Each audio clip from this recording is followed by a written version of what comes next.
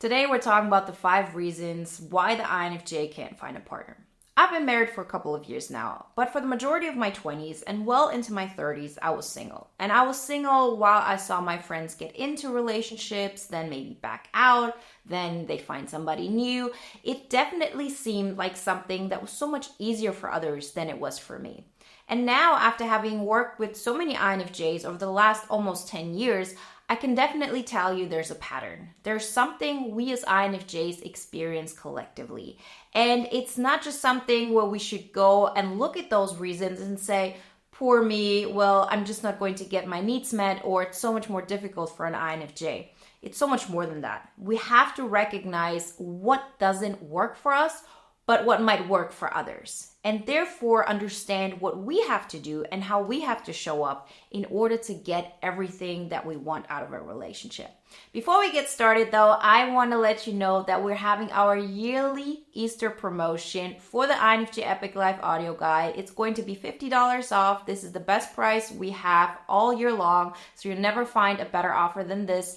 And it's starting this Friday until April 1st, so Easter Monday. So if you haven't already downloaded one of our free posters, get that one to get reminded when our Easter promotion starts, or directly go to our website. Everything you need to know, you can find in the links in the description. So the first reason why the INFJ can't seem to find a partner is our social inhibition. Yes, in a lot of ways, we can understand others. We can be social beings, not as in we're extroverts and we hang out with a lot of people, but we can connect with people. And this is actually needed in order to create a common connection, in order to create a great circumstance. But if we don't want to communicate with so many people, if we don't want to meet so many people, guess what? We're not really helping ourselves in finding the person that makes sense for us. So what does that mean? Do we have to pretend to be extroverts? Do we have to go out and meet more people? Not at all. But we have to understand that if we don't dare to really create connections with other people and overcome this fear of, oh, I might get into this uncomfortable situation, I might have to reject somebody, I might have to look at something and evaluate if it makes sense for me or not. If we don't want to go into those emotions and face them, we're never going to get to the other side, which is, oh, I'm comfortable with talking to a lot of people, maybe not, at once, but just getting to know somebody and really thinking about if that person makes sense to me. In most cases, we as INFJs don't even get that far. We either idolize somebody or we meet that one person and we put all our hope into that one. But if we do that, we're not really getting to the root of it all, which is to find out what we need. And so we first off have to understand, yes, I have a social inhibition. So how can I go about this in a way that works for me?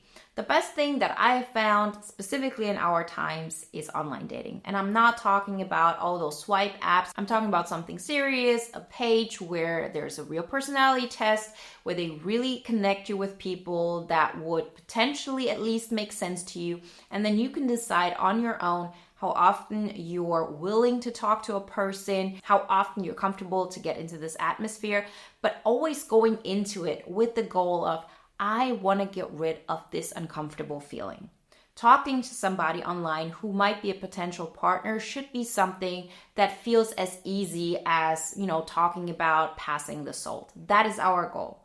Because until we get to this place, we're most likely are going to be led by our insecurities or by some kind of guilty feeling of, oh, I don't want to lead anybody on. And we're not actually giving ourselves the chance to really get to know somebody. That being said, please be honest about what you want. Don't go into it and go, oh, let's see where this leads. Decide for yourself. I want, for example, a serious long-term relationship, and I'm only talking to people who already know that this is what they want as well. You don't need that personal satisfaction of convincing somebody that you're special enough for them to change their ways. You want somebody who already knows what they want, and then they match with what you want. That is what makes most sense for us INFJs. And don't worry about it not being romantic or spur of a moment. There's enough time for that. We just want to give ourselves the opportunity to talk to people and get to a place where we first off understand ourselves better. We are not afraid of the entire process. And We really allow ourselves to remove all obstacles that might lead us into a toxic situation that's never going to give us what we were looking for. Reason number 2, we as INFJs are mismatched to most people. For the longest time, I thought that this was just made up. Yes, I saw that people were different, but if I was being honest with myself, I always thought deep down they somehow think like me. They're just too afraid to express that. They're just not as conscious about it.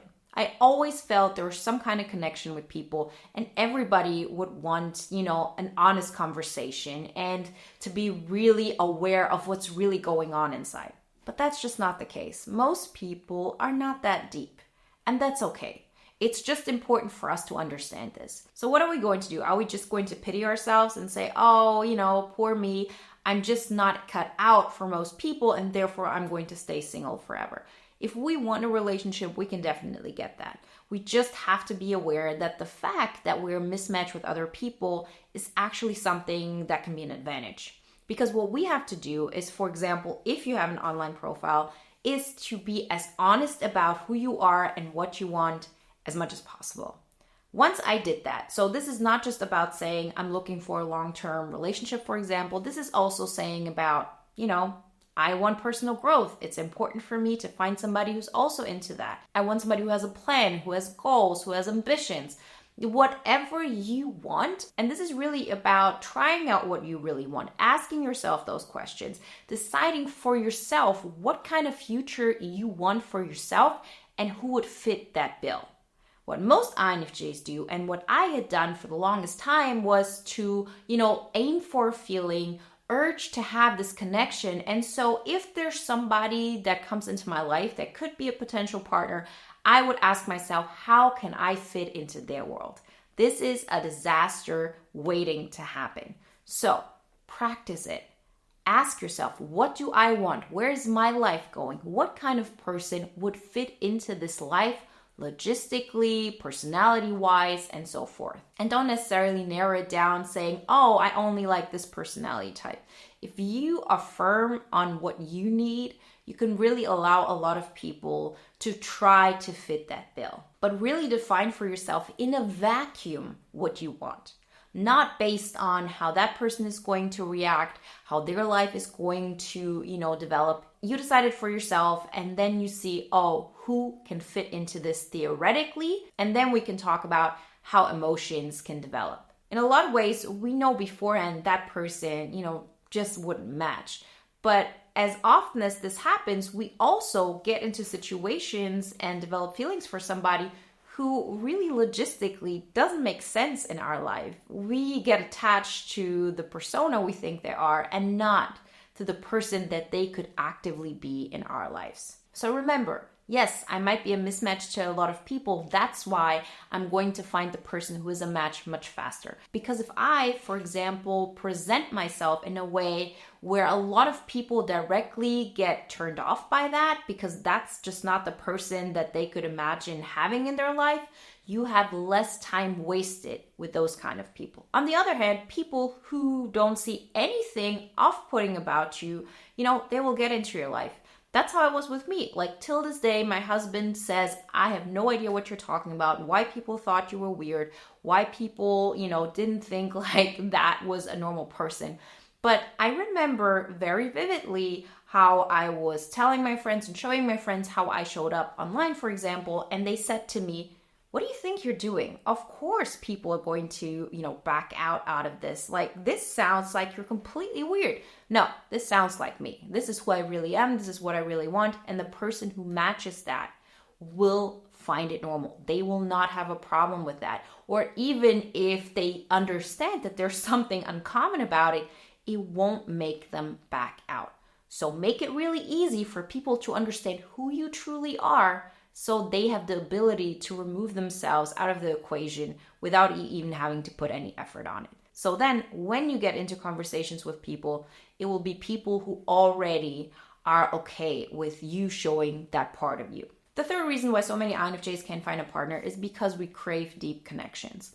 And if we see somebody that potentially would make sense to us, we really want that connection right away. It seems like this natural thing that we aim for, and everything else would feel like we would be holding back completely. But we have to look at it this way. We're neglecting ourselves on a daily basis. We're not allowing ourselves deep connections, all the time in general with life. And so if there's one person who potentially could fill that void, it's like a little glass of water in the desert. It's all we see, and it's the only solution we could think of. And so we put everything into that. It just bursts out. And that's normal. That's human behavior. We cannot change this reaction if we're depleted this much. So we have to ask ourselves, can I and do I want to get to a place where I don't crave those deep connections? Well, what does this mean? Am I supposed to pretend I'm somebody that I'm not? I want those deep connections. It's actually a little bit different than what most INFJs think and what I thought for the longest time, which is this. If you really connect with your life, if you live out everything that you are, if you show up as authentically as you possibly can all day, and you connect with the outside world independent of who you meet, you're not going to crave those deep connections because you already feel understood. You already feel connected. There's such a disconnect from who we really are with our life because we have learned to suppress who we are. We show up in a way that is going to be accepted, that's going to be tolerated. Even more so, we show up in a way that makes other people comfortable. But if we do that, yes, other people will feel understood, but we won't. Because in order for us to feel connected, in order for us to feel understood, we first have to show up the way we are. And I know this is scary. And, we may not even know exactly what that looks like, but we can definitely lean into it. And having gone through that transformation myself, and again, seen so many INFJs go through that as well, there is a difference. There is a difference of, if I show up this way, everybody's going to abandon me. Everybody's going to reject me. Well, in the end of the day, those are fears we have inside because we've been taught and we've been conditioned that the way we are is just wrong. But still, that's who we are. And we have to get to a place where we know for sure that we'd rather be disliked for who we are than to be liked for who we're not. Because if we really wait to be liked for who we're not, we're always going to look for that little piece of hope that could give us the connection we crave for so much. But if we just demand this connection from the world, we just show up as authentically as we are, and that will push some people out, that will attract others. It will change everything. And this connection that you want and that you crave won't be built through one person. It will be built through every single relationship you have in your life. And when you have that, you can really approach dating from the aspect of, let me first look, does this make sense for me? Is this a person that will add to my life? And then you can start building up a deeper connection. But it's not a need that needs to be fulfilled right away before I can even figure out if that person makes sense. Because let's be honest, so many of us have been in situations where we get hooked on another person, we obsess over them, and that person doesn't really make sense in our life. If they did, they would probably be going out with us, but they didn't. Reason number 4 why the INFJ can't find a partner is because we idolize our potential partners. This goes hand in hand with wanting that connection. If we feel that person is the one who could finally understand me, and we project everything onto that person, of course we're going to idolize them. And when we idolize a person, we're wasting time that could be spent getting to know people in a casual way in order to understand what we want and what we don't want. So much of what we need is still invisible to so many INFJs because we just haven't tried it out. We have to go out on a date. We have to talk to a person to recognize, this is not a behavior I like. This, on the other hand, is something that is going to be a must-have for me. I thought everybody had this characteristic. Now I know they don't. So from now on, I'm going to make sure that this is a must-have. We have to really get to this place. As INFJs, we're so great at understanding things without really living them out that we forget that so many aspects can really only be figured out if we try them out in the real world. It really has to become this casual thing that we just take on as, oh, I want to get a new job. Oh, I want to move to a new city. Oh, I want to find a partner. So I'm going to sign up, for example, on a professional website where I'm going to be upfront about what I want and where I give myself the chance to talk to a person maybe once, twice, figure out if they're an option or not, and then move on, right? We really have to get to a place where it's not that big of a deal. And that's when we really figure out and get further and get to the place that's going to make us find a person that fits our life. So how do we not idolize a person? Because all the times I have idolized a potential partner, and I've seen the INFJs that I've worked with idolizing a partner, it was always a mismatch. You don't idolize people who are real in your life. You idolize this image you have of them. And so in order for us not to fall into this trap, we have to start creating our life on our terms. The better your life is, the more in control you are of creating an amazing life, the less you're going to look for that potential partner as your solution. The person that's going to make your life exciting, or who's going to save you, or the person that you could save so you have meaning in your life. So this is one of those aspects that's super important. Before you really get to a place where you say, oh, that person fits my life or fits my future, we have to start working towards creating the future that we want. And that, for example, is the basis of the INFJ Epic Life audio guide. That you take charge of creating the life that you want, understanding what you want, and being inspired and motivated enough to continuously take the steps forward. Because then you know, this is the path I'm heading down, no matter who comes into my life. Yes, some things might deviate, but that's the person I'm going to be, and that's what I want to create in my life, and that's a non-negotiable. And then you can really look out and say, who makes the cut?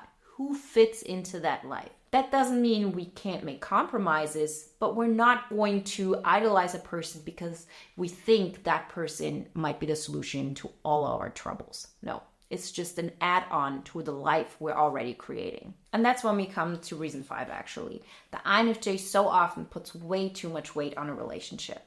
That relationship is not your project. That relationship is not your solution. That relationship is not the thing that's going to create excitement in your life.